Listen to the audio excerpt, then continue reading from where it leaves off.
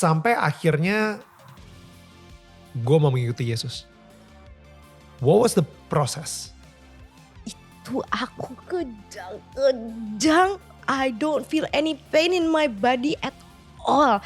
Dan gak ada yang nolongin. Kecuali satu ibu pendeta baik banget.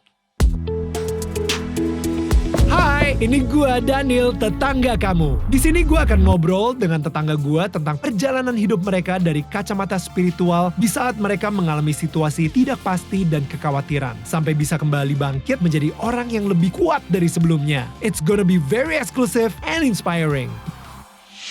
Masih ngobrol sama tetangga kita Salma Vina Sunan di Daniel Tetangga Kamu. Guys, please listen to our podcast. Karena cerita-cerita tetangga di sini itu mungkin sedang kalian butuhkan untuk menyelesaikan masalah yang sedang kalian hadapin.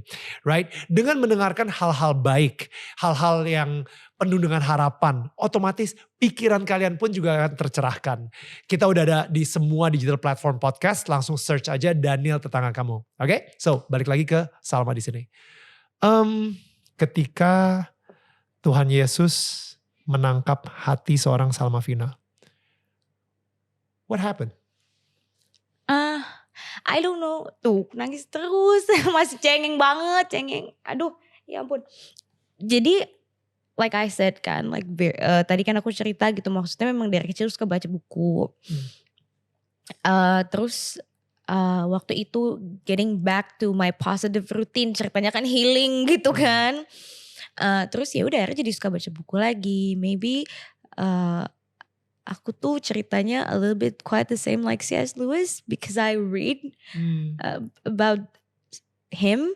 Jadi kayak interested aja gitu waktu itu. Saat itu lu baca bukunya C.S. Lewis banget gitu. Maksudnya the whole No, I mean kayak atau? leading up until I believe in Jesus, quite similar to C.S. Lewis, tapi bukunya bukan buku C.S. Lewis. Wait, kayak gimana emangnya? What's Kan the story C.S. Lewis decided to believe in God because he read about stuff kan. Right.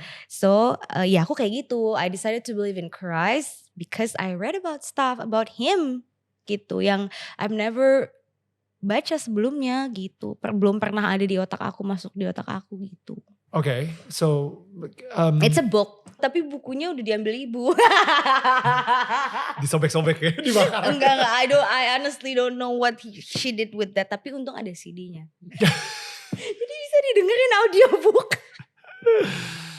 Oh my goodness, gila dari itu doang tok. Dari itu doang, tapi abis itu mulai baca referensi lain, mulai lihat Zakir Naik juga, lihat ini, lihat itu, lihat ini, lihat itu. Apa? Dr. Zakir Naik, Zakir tahu Naik. kan? Ya. Lihat itu, pokoknya berbagai macam sumber balance. Right, jadi balance. karena gini, tidak mudah buat aku kan SD-nya kan tadi aku bilang swasta, itu kan swasta Islam, dan aku tuh rajin banget TPA gitu kan dulu maksudnya. Jadi it's gini, sesuatu yang pengajaran buat aku, pengajaran yang udah diterapin dari kecil, taunya kayak gitu untuk mengubah the idea and the perspective and everything, it's hard.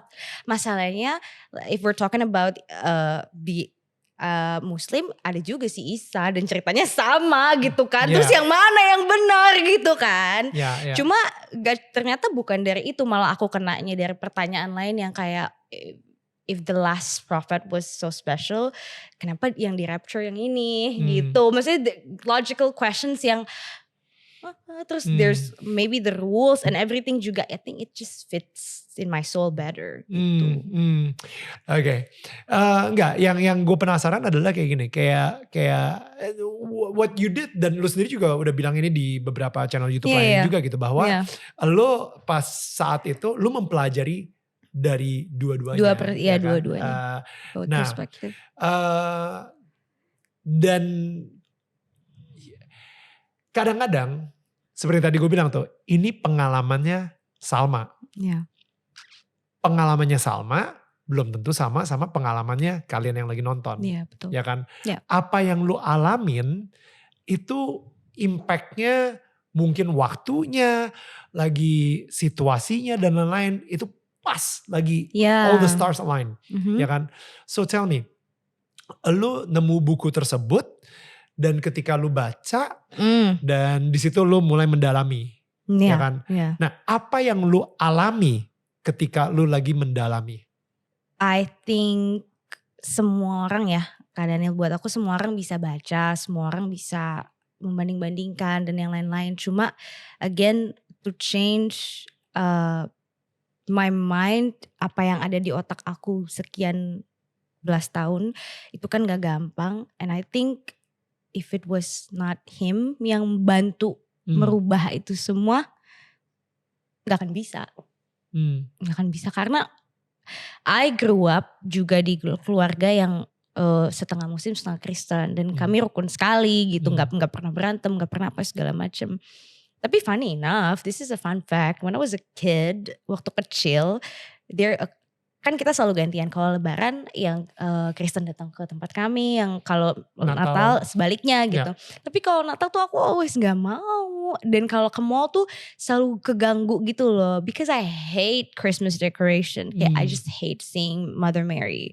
Kayak nggak suka terus suka nggak mau makan kalau abis ngelihat apa gitu, misalnya kayak patung apa segala macam tuh suka gak mau makan gitu. And kebawa sampai gede kayak gitu. Kebawa sampai gede. Waktu I said I was in Eropa, kan kita ke Vatikan tuh, gak mau masuk ke Vatikan. Oh wow. Iya. Okay. Gak mau masuk, gak mau gitu. Oh wow, itu berarti lu benar-benar orang yang sangat ekstrim, gak mau nyentuh. Bukan gak mau karena benci sama Kristen ya. Enggak. Ornamen itu aja gitu. Enggak gitu. Iya. Ibu sama ayah masuk lihat-lihat, dengerin, belajar gitu. Aku gak mau duduk aja di sini. And yet lu tetap Tuhan bisa nge-capture hati lu sedemikian rupa dan memilih lu gitu. Like what? How? I don't know. It was him. I don't know. Maybe makanya tadi he invited me. Kalau aku nggak accept that invitation juga nggak akan bisa. I'm here, nggak akan bisa. Kenapa saat itu lu pengen accept that invitation? Susah banget Kak Daniel. Karena satu, change the mindset susah. Terus waktu itu I had an experience where I went to church. Jadi there's one time, pertama kali banget gak tahu apa-apa. Aku random aja Google church kan di Jakarta. Aku bukan Google deh, search di Instagram. Keluarlah salah satu gereja. Terus gereja yang sekarang bukan? Bukan. Masuk nih, ikut Sunday service, pas duduk terus mulai praise and worship itu, badan aku tuh sampai praise and worship selesai itu semua itu merinding. Wow. Tapi di situ aku mikir gini, ini God angry at me. This is not my place. I shouldn't study this. I shouldn't do this. I should get out. Gak boleh, berarti my soul rejects this place. Gitu kan. Terus akhirnya tapi somehow malah bikin aku penasaran. Abis keluar dari situ tuh aku malah penasaran kayak, itu apa ya tadi? I don't know what that was. Karena it was so foreign and so surreal. Kayak how satu badan sak muka sak kaki Kak Daniel itu gak berhenti. Wow. Terus itu aja sih kalau misalnya yang ekstrim ya, mungkin pengalaman orang kan ya ketemu dimimpiin apa segala macam. Kalau aku I felt kayak gitu. Aku nggak tahu, I cannot crack the question. Nggak tahu itu jawabannya apa. Nanya sama siapa juga nggak tahu. Karena aku takut gitu. Maksudnya kan waktu itu maksudnya people I was on the spotlight banget kan. Kayak semua orang tuh pakai kaca pembesar. Kaca pembesar gitu ke aku. Jadi aku nggak berani juga nanya ke siapa-siapa gitu kan. Terus akhirnya ini lucu ceritanya. Akhirnya aku kan suka scrolling Instagram gitu. Aku klik page home. Terus kan keluar tuh foto-foto orang tuh. Sementara di situ aku belum follow any pastors. Nggak ada karena nggak berani juga. Are you crazy gitu kan. Tapi aku masih dalam proses belajar itu. Abis dari gereja itu gak lama kemudian, beberapa hari aku lagi lihat-lihat, I've always wanted a happy family kan. Karena aku divorced. And I love children. Jadi I always want to have children kan. Somehow, and I love blondies. Okay? I want to be blonde tapi gak cocok. Jadi there's this woman, she's blonde. and she looks so happy. She has 2 sons. Jadi aku ngeliatin kayak she looks so happy and she's so pretty. Padahal dari mukanya tuh kayak gak muda-muda banget sih gitu. Kok auranya beda banget ya orang ini gitu. Right. Dan dia maksudnya kan algoritma Instagram itu kan harus ada yang like dia atau yang nge-follow dia. Sementara aku kayak gak ada mutualnya. Iya di mana ini gitu kan. Ya udah aku bener-bener cuma ngelihat profilnya aja. Terus because I think she's pretty, ya udah lihat-lihat aja. I didn't read the bio segala macam, cuma lihat-lihat aja. Terus pas udah nge-stalk, pas aku naik scrollnya, oh my god she's a pastor. Terus oh why don't I ask her because she's in Australia and no one will know. Gitu. So you message her DM akhirnya? Iya, Pastor Jemima. Itu ibu gembala gereja aku di Bali. Dia di Australia. Wow. Iya, that's why aku mutusin ke situ. Jadi she's so pretty. Awalnya gitu doang, bener-bener kayak fangirling aja. Oh my god, she's so pretty. I like her. She's blonde. She has 2 sons and she looks so happy. Auranya bagus banget nih orang gitu doang. Terus kayak oh my god, I like eyelash, dia pakai eyelash. Aku inget banget, oh my god I like this eyelashes, mau bikin kayak gini besok gitu. Bener-bener cuma gitu doang. So I like her style yang pakai blazer gitu doang. So oh my god I like it gitu. Maybe she was aku dulu mungkin mikirnya pada saat nge-stalk tuh mungkin dia mami blogger gitu gak sih. Tapi ternyata oh hold on wait a minute. Karena di namanya gak ada PS-nya, cuma Jemima doang. Right. Oh my god, this girl is a pastor. Terus aku kayak, I have to ask her that question. Dan masih ada DM sampai sekarang. What was the question? You have to ask that question. I have to ask that moment. What question? Aku bilang kayak, hey, my name is Salma. Aku cerita tentang my background a little bit, and then I said to her kayak right now I am considering to be Jesus followers. Aku bilang kayak gitu, but yesterday, couple days ago gitu, I went to church. Aku pergi ke gereja, tapi aku merinding satu badan dan pas itu gak berhenti. Nyanyi-nyanyian. Iya, and I feel like my soul reject everything di situ gitu. Jadi kayak what was that? Can you explain? Di situ terus Pastor James says kayak, hey can you email me? Kata dia gitu. Karena IG-nya bukan dia yang megang. Terus udah kayak gitu aku bilang oke, aku email. Akhirnya kita email-emailan. Terus kayak jawabannya apa? She said it was the Holy Spirit. Hold on, I read about it. Kayak I know the idea of the Holy Spirit, but I don't know that it can bisa dirasakan seperti itu. Roh Kudus ya. Maksudnya ini menarik loh. Lu bisa merasakan Roh Kudus padahal lu belum dibaptis. Nah ini baru aku tahu nih, baru keadaan yang ngomong kayak gini. Right? Iya. Lu bisa merasakan Roh Kudus tapi lu belum dibaptis, lu belum mengerti soal Kristen belum. Atau apapun. I read about it, maksudnya I know that there's this tapi being. Lu bisa mengalami Roh Kudus dan gak semua orang itu bisa mengalami itu gitu. I don't know. Aku baru tahu ternyata tidak semua orang bisa seperti itu. Itu satu. Kedua memang purely I don't know kenapa bisa. Itu benar-benar kayak Tuhan emang memilih Salma. Karena di proses pada saat belajarnya tuh aku tuh kan suka bilang ya kayak aduh this is hard, I cannot stand this gitu, I cannot get this into my head gitu kan. Kayak yaudah deh kalau misalnya if it's you then just prove it to me gitu. Suka ngomong gitu sendiri. Oh pas lu lagi belajar, lu lagi tapi dalam baca-baca. hati bukan berdoa gitu, ke dalam hati suka ngomong gitu. Terus ada he prove it, it's me, kata dia gitu. It's me gitu. Dan itu ya kayak ketika Tuhan memberikan buktinya dan kita mengalaminya, udah itu eksklusif buat Salma sih. Gak semua orang bisa ngalamin ini juga. Dan gitu. itu 2 kali loh.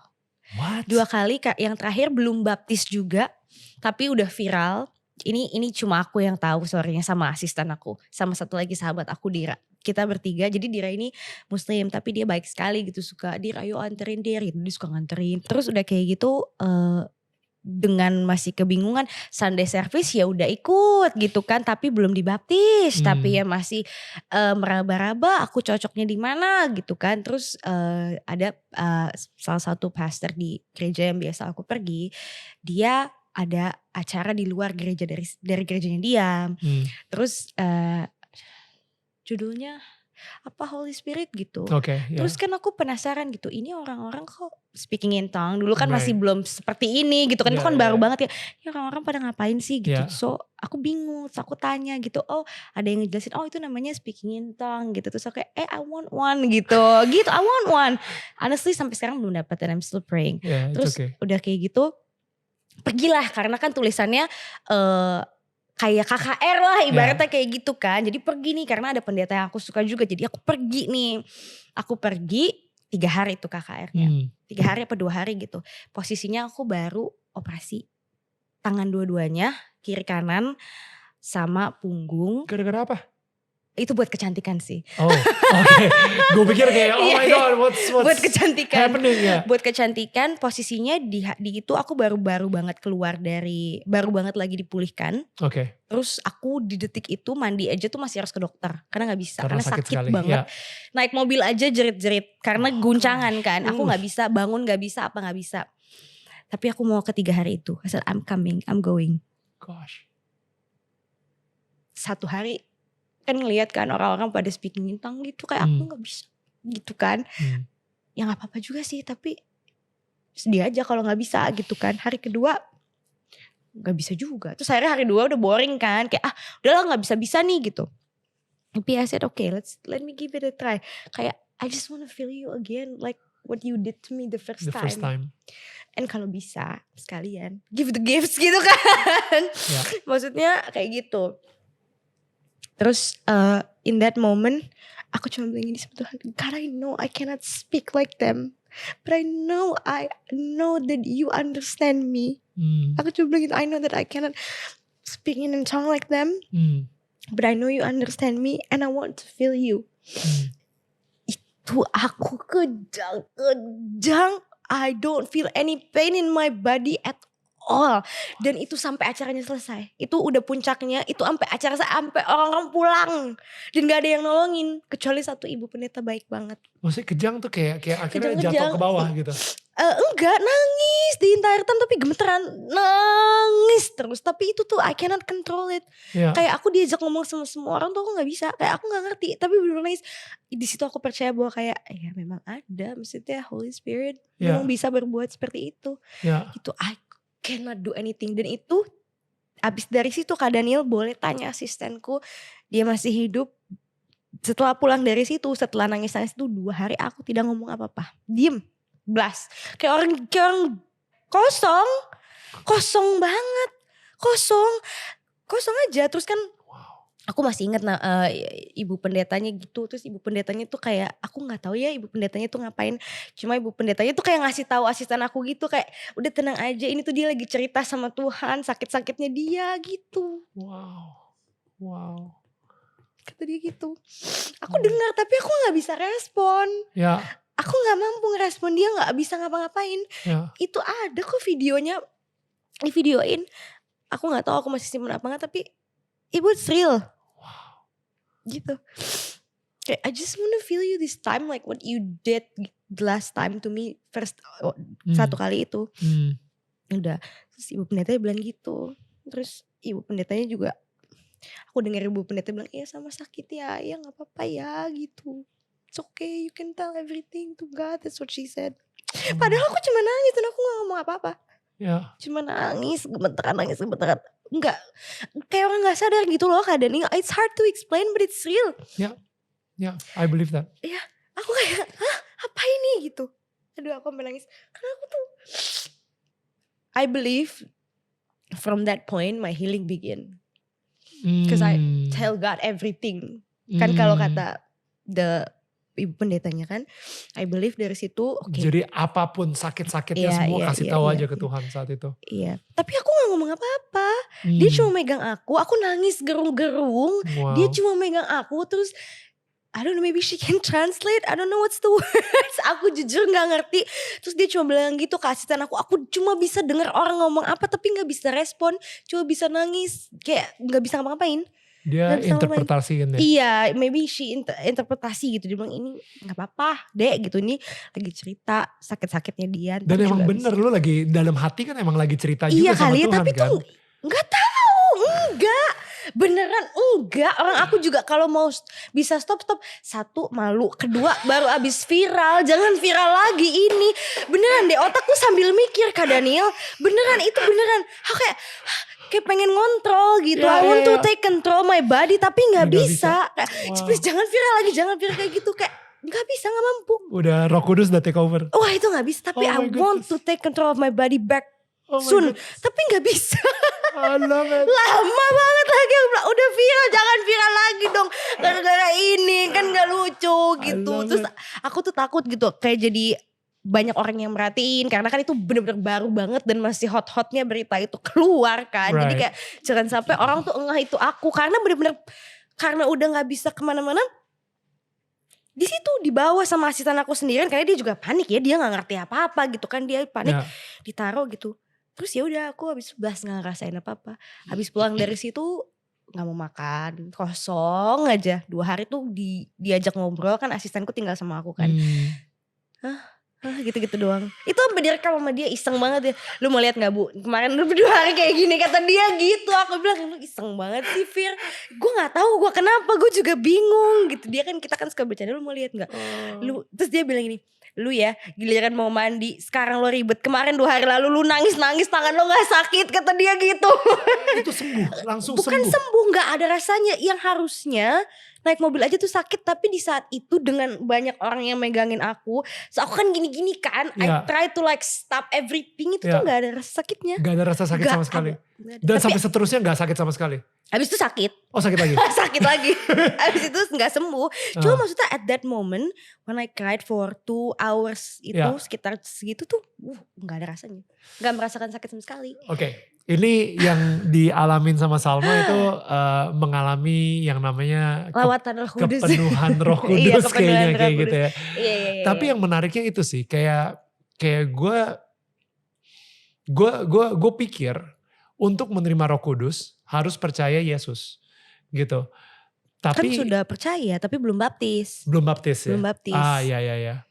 Oke. Dan maksudnya kayak untuk mengalami this supernatural encounter and everything, berarti sebenarnya pas lu ke gereja pertama kali itu lu sebenarnya udah memutuskan become pengikut Yesus gitu. Udah. Oke. So what was the process? Maksudnya ketika sekarang ini masih banyak knowledge-nya, pada saat itu lu masih knowledge, lu ngelihat apologetics dari agama yang berbeda, lo pengen mempelajari, lo menyerap ilmunya semua, sampai akhirnya gue mau mengikuti Yesus. What was the process? I feel accepted, I feel love aja waktu itu. By him. Maybe awalnya psychologically speaking, mungkin I have an issues karena kayak, gini, growing up kayak my dad ada dan tiada gitu kan, terus juga menikah digituin sama, bukan digituin ya, maksudnya kita berpisah gitu dan itu nggak enak. Mungkin pada saat itu ketika bertemu dengan memilih kenapa ya karena he's a good dad, good man and everything. So I said, this one gitu. Psychologically speaking pasti secara tidak sadar itu adalah alasannya. Cuma kalau supernaturally speaking, it goes beyond that gitu. Kayak banyak hal-hal yang I'm asking him for confirmation gitu. Is this you? Because this is hard for me. Kayak help me to understand. Kayak take me to people where I can ask questions yang I feel safe gitu. And then akhirnya ketemu kan si Pastor Jemima ini dan lain-lain, kayak dituntun terus pelan-pelan sampai akhirnya oke, gitu. Di malam itu, besokannya itu ibu sama ayah itu anniversary. Di malamnya itu aku dapat berita, gue dapat foto lu nih, gue naikin malam ini ya. Bukan cuma to my family, ke ibu, ayah, but to the entire family, termasuk nenek kakek, termasuk netizen, termasuk semua orang di dunia ini. Bener-bener iya, if you say manipulatif, ya karena the entire time aku dijagain banget sama mereka, gak boleh ada media lain, eksklusif lah, ini itu, ini gitu. Welcome to the entertainment world, baby. Yeah, no, I know.